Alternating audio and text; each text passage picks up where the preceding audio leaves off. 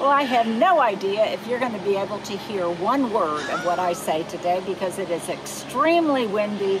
There's all sorts of the power equipment going on. Yeah, I think they're taking down a tree down the street that's probably been wind damaged.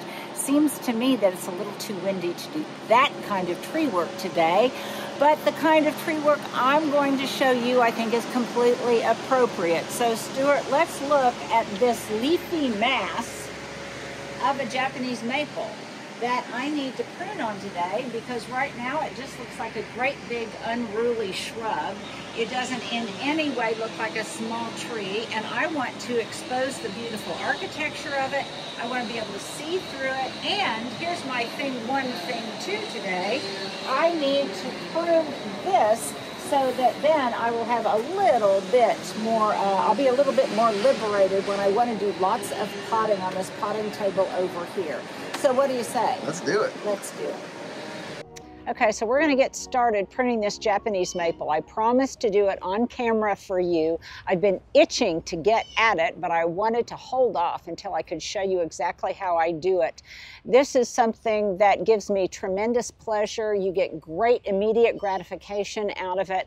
And after it's done, it's like a whole new tree. So we're going to go inside, because I want to show you that it's just as important to consider looking out as it is looking back in towards the house.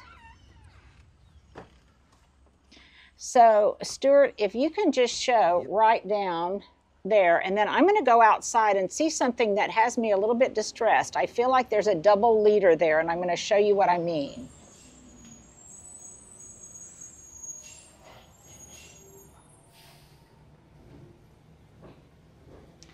Okay, if you look inside the canopy right here, you can see the main trunk. And this is the main trunk. Can you see that? Let me get down here a little, I think so. Okay. But right here, there's kind of this other main trunk that almost looks like it's a double leader. In other words, two main trunks.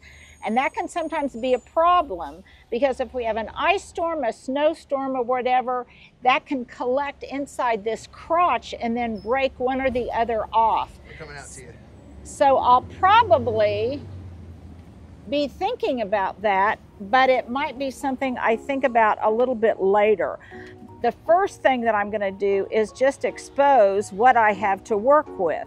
You can see I've got drip irrigation down at the bottom, and then there's just all sorts of foliage that's come off at the bottom of the tree. So let's take a break here, and when we come back, let's get started.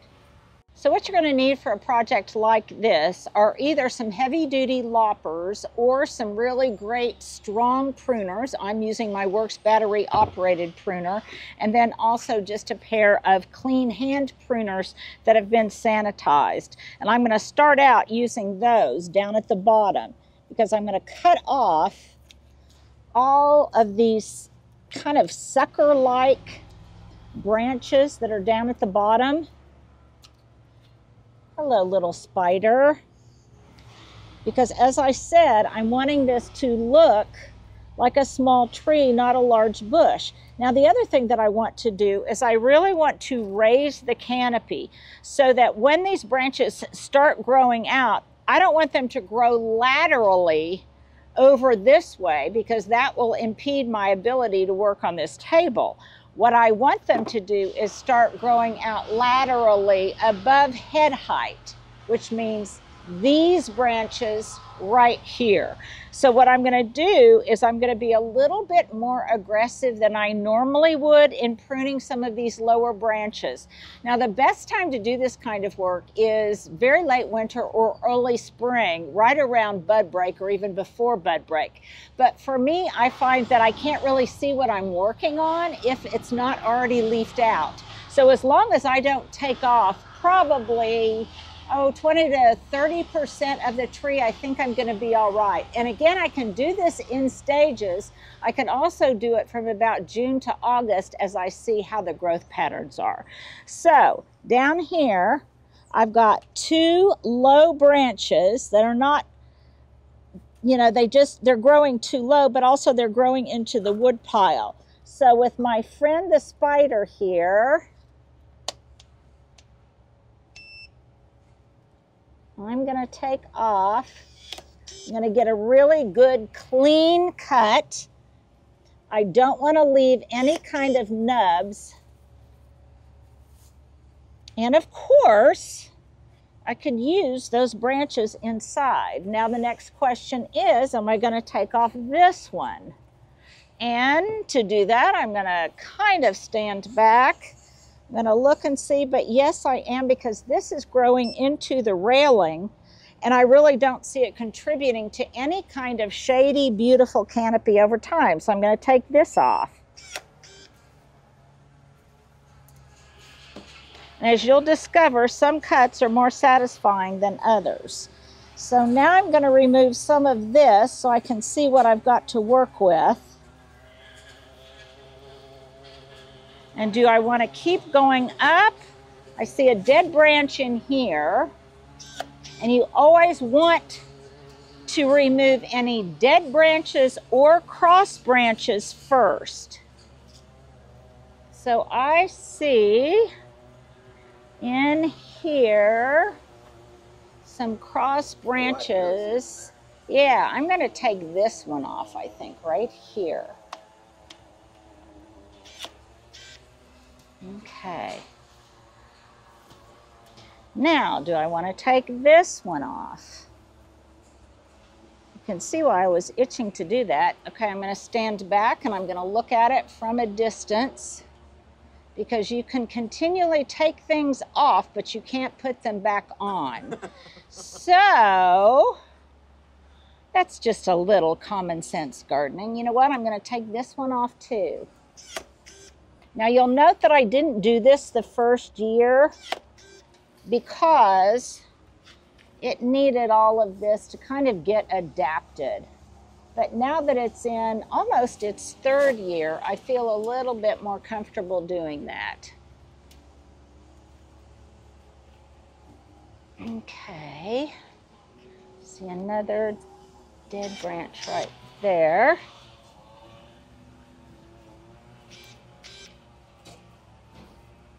Okay, now this is just kind of a mess. So before I take off any lower branches, I think what I want to do is start reducing some of the density in the interior. Then I may come back and take this off, or take off some more lower ones. So how do I decide which ones in the interior I want to take off? Well, let's do that when I come back. Okay, any of the branches that are really thinner than a pencil, I'm going to take off. And I started out by working from the bottom up, and now I'm going to work from the inside out, removing branches that are crossed. And as a rule, what I'm going to do is, given a fork like this, and I want to remove one of the two branches, I practically always opt for the lower, because this branch was growing down, and ultimately I want branches to grow up and over and out. So that's how I determine, of the two, which one I want to take off. That's a pretty clear answer to that question. Yeah, it's a pretty clear answer. So first I remove the lower ones, then I'm going to remove up and out. Okay, so let's go in here and let's do a little bit more of that on the interior. Now here's another case where the solution is clear to me. So I've got this branch here, and I've got this branch here. This one may be lower. Let's see if I can get a better shot. There we go. Yeah, this one may be lower, but this one is dead. So that's an easy decision. And now I can see that I've got several in here that are pretty thin and or dead, and I can remove those.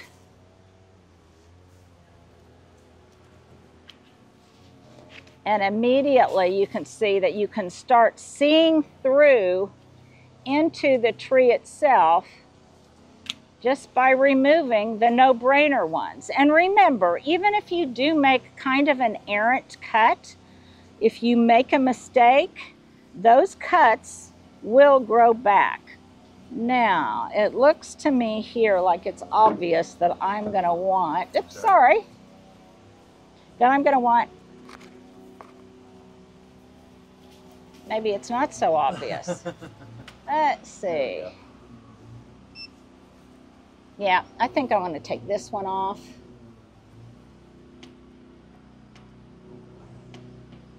Come on. See, that delay is there to protect you, you guys. I opened it up down there. Yeah, yeah. And I think I'm also going to take this one off.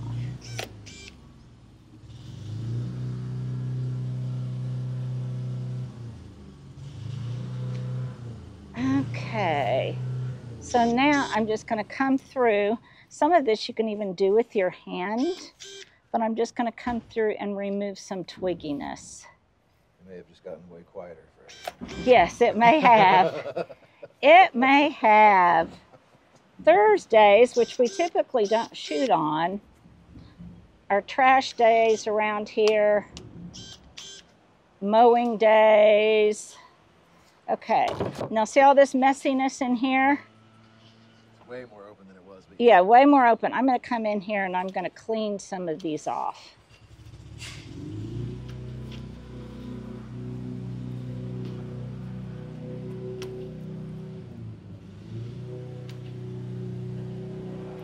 And yes, at first, it may look like it's screaming at you, you pruned me.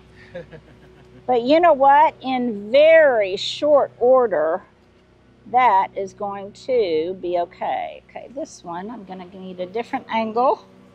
So you got to cut it back to see it grow. Yeah, got to cut it back to see it grow. Okay, I'm going to take this. That's one of my favorite things you do. What's that? Lemon up stuff. Oh, lemon up stuff. Yeah, this one is going to come up. Boy, that took away. Oh, these are your guys. Yeah, these are my guys. Put them on camera. Usually, I'm inside getting them popsicles or something cold to drink. But today, you guys have my full attention. So I'm just going to keep removing this twigginess. Trying to show them what you're doing and then back off and show them what it looks like. Yeah, yeah. Because it really does start to just change completely. Yeah, it really changes from a big bush. And it doesn't take that much time. And if you just follow that rule, okay, this one's going to come off because I see it's dead right there, and that's just growing into the wood pile anyway, and I want it to ultimately grow up and taller, so this one is going to come off. And believe me, pruning this tree is going to be to its benefit the next time it's extremely windy or there's an ice storm, because there won't be all of this dense branching to capture all of that ice or to capture all of that wind. Okay, now here's an example where I'm going to take this individual branch right here. Okay, see this individual branch? So. Okay, now what I'm wanting to do is I'm wanting it to have a more planed look, so that it's on one plane and isn't just this line with a ball at the end of it, because that's the beauty of Japanese maples. You can get this effect. So here, I'm going to take off the ones growing down, and when we come back, you'll see what that looks like. Okay, now here's another example. What I want to show you is not only how it opens up the canopy, but how it reduces the amount of weight on the branch. So look at this one here, okay? So by removing the two that are growing down, okay, look at it now. It almost like immediately pops back up. I'm going to do it to this one too. See how it just almost immediately pops up? And that's what it's going to do in the real world. If it snows or if it's windy or if there's ice, it's going to take that weight off of it, because leaving that weight on to capture ice and hail and snow, that would just really put additional stress and weight on the tree. A lot easier to see your shot now. Yeah. And like I say, initially it's going to look like I have really trimmed it, but that's okay, because in very short order, okay, look at this in here. Look at this kind of wonky thing in here. I'm going to remove that one. Crossed branches. And now I think I'm going to go ahead and remove this one, because I am pruning for the future. That's what you need to keep in mind, that I'm pruning for the future. Okay, I want to reduce the weight off of this one because it's just hanging down on here. Yep. And not only will this, again, reduce the congestion in this branch, in the branching, but, oh my goodness, it's going to create beautiful shadows.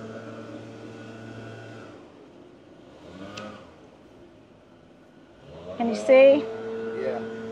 Now it slightly goes over. Yeah. Okay, time to stand back. And I'm already getting so much more beauty inside this tree. I can really see the sculpture of it, the architecture of it, and it makes me happy.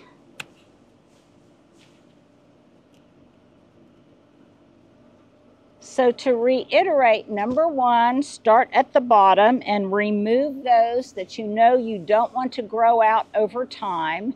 Then remove any dead wood and crossing branches. Then remove those that are growing down. See, like this one here? Growing down to elevate the canopy. This in here doesn't. Okay, I could remove this entire thing, or I could remove one or the other. And you know what? Again, I'm pruning for the future. I'm going to remove that one. I always say an artist who can't see her paint for 6 months. Yes, this is true. This is true. So much. It's so cool. But remember, the foliage that's on here is going to continue to grow. There will be new growth coming out of these places where I have cut. Okay, here's another example of growing down. Now let's look at this. Look at how congested it is. Then we're going to come in here, and I'm going to prune this one that's growing down. And this one, if I can find the end of it, that's growing down. And it all just automatically kind of starts to lift up.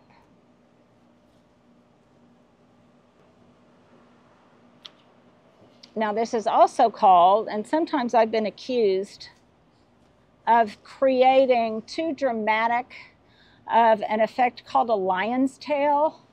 And that is when you've got a long branch with just beautiful foliage at the end, but you continue to let the branch really grow and grow and grow and arch. And yes, I do love that effect, and that's how I got the ceiling. So Stuart, right here, let's put a picture from the old house of the ceiling of redbuds that was over the dining patio in the back,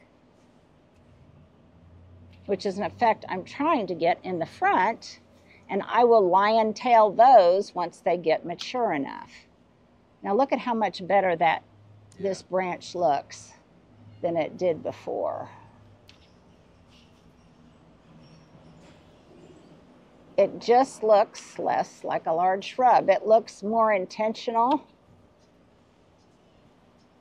And I'm not letting it boss me. That's the key. Yeah, don't let your plants boss you.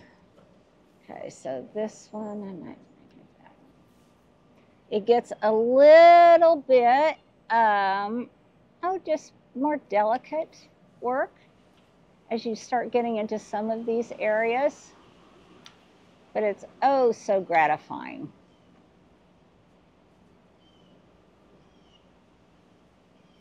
Now this tree got tall before I knew it, and I might even have to get on a small ladder to clean out some of this.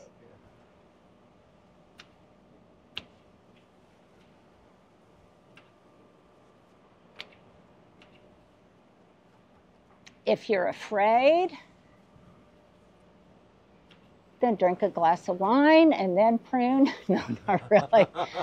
Just take it slowly and then stand back and look again. And there have been times when I have made cuts that I later regretted, but only in the short term, not so much in the long term, because eventually everything grew out.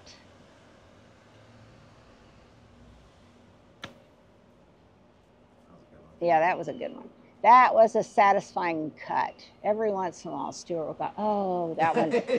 Oh, that one felt really good. Right stuff, yeah, you guys might be out there too going, oh. I've always figured they are. Yeah. You're out there going, oh, Linda, I don't know. Maybe you shouldn't do that one. Or go, Linda, go. I see.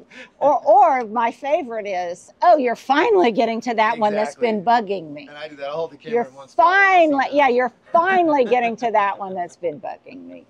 Okay. Well, it's why I bring you guys along with me to do these kind of things, because it's more fun with friends than it is doing things like this by yourself.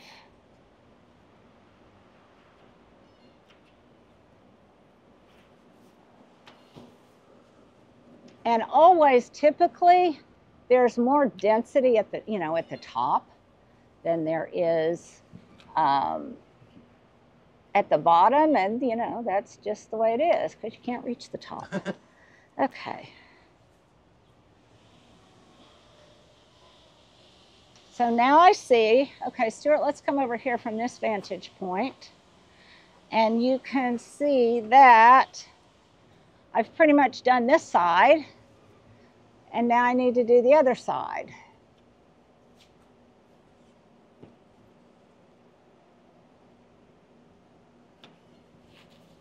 Okay. So this side has been done. Now you can see over here how much more overgrown that looks. Now the other thing is right now I don't have anything planted under here, and I may never plant anything under there. But the point remains that if I had a container garden under there, or I had a shade garden and I was growing it under there, then obviously it would benefit from having the additional light that I'm creating by cutting some of this shade off of it.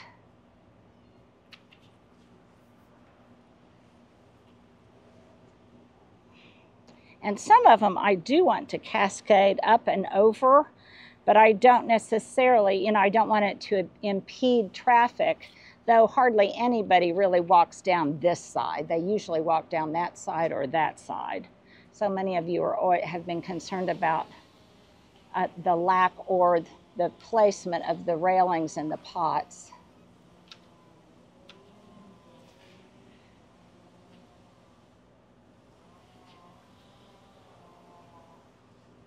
And you'll also, as I'm clipping through this, I'm also noticing that some of these are broken because of the wind we've had recently. And obviously I'm taking care of those.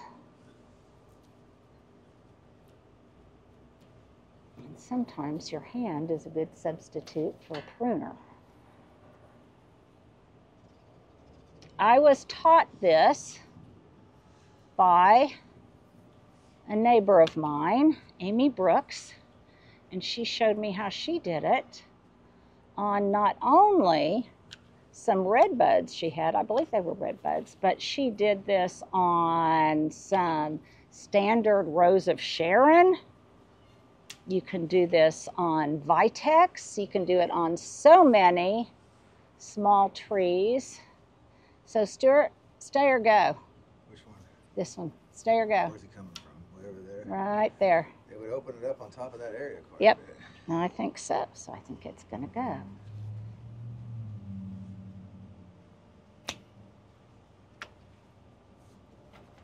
Big one. You guys are probably getting impatient, saying, oh, Linda, get on with it.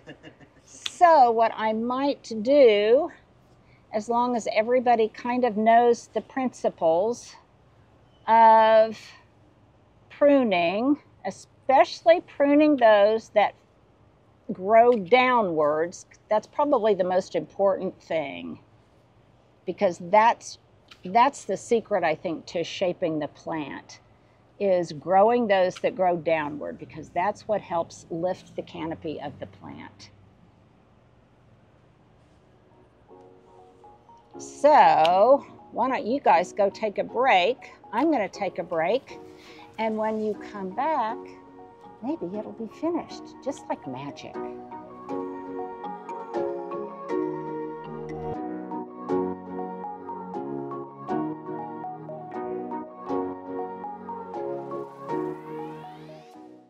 Okay, now here's an example. Here's how I know that this branch was broken, because it's brown and kind of aged. Look at that manicure, isn't that nice? But look at some of the new growth coming out right there. So that's how I know this branch was broken.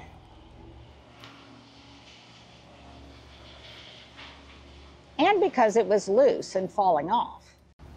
Now, another comment that I wanted to share with you is, as you're working on your tree, you will appreciate the value of getting one that is shaped beautifully at the point of purchase.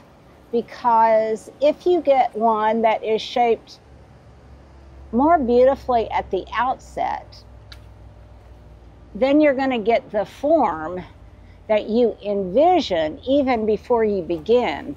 And then all you have to do is really just keep pruning it to the form that you instinctively saw when you first bought it.